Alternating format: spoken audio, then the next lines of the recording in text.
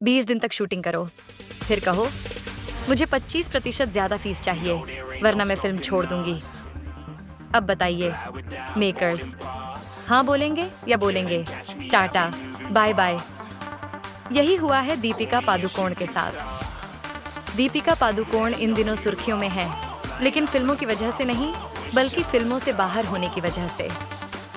पहले कल की 2898 AD का सीक्वल और फिर प्रभास की स्पिरिट, दोनों प्रोजेक्ट से उनका नाम कट गया।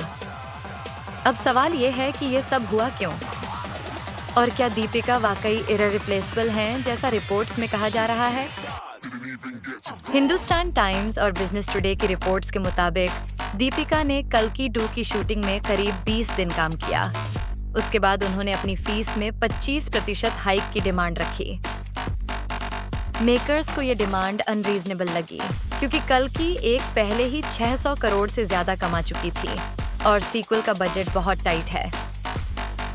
इस बीच खबर आई कि दीपिका खुद को इररिप्लेसेबल मान रही थी, लेकिन मेकर्स ने एक बोल्ड मूव लिया और मेकर्स ने उन्हें टाटा बाय बाय बोल दिया।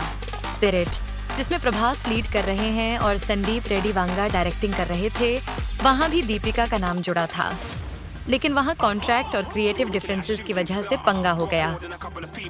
रिपोर्ट्स ये भी कहती हैं कि वांगा और दीपिका के बीच इक्वेशन सही नहीं बैठा, और जब तृप्ति डिमरी का नाम आगे आया तो ऑनलाइन वॉर और तेज हो गया।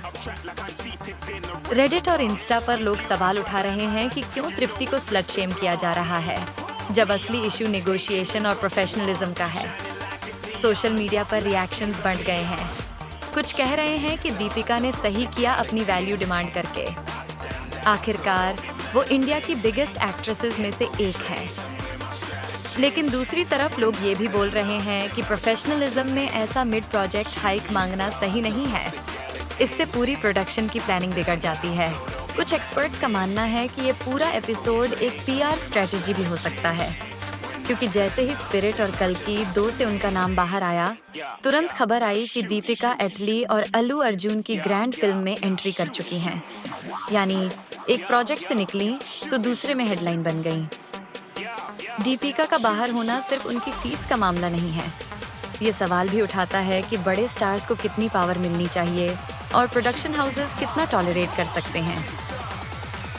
तृप्ति डिमरी जैसी न्यू जीन एक्टर्स का राइज ये दिखाता है कि ऑडियंस अब सिर्फ एस्टैब्लिश्ड नेम्स पर डिपेंड नहीं है। और दीपिका भी खाली नहीं बैठी।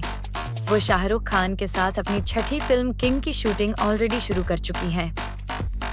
तो दोस्तों, असली सवाल ये है, क्या दीपिका पादुकोणे ने अपनी वर्थ डिमांड करके सही किया, या मेकर्स ने तृप्ति को लेकर बेहतर निर्णय लिया?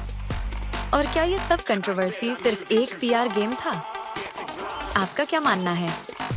कमेंट्स में ज़रूर लिखना। और अगर वीडियो अच्छी लगी हो तो लाइक और सब्सक्राइब करना मत भूलना।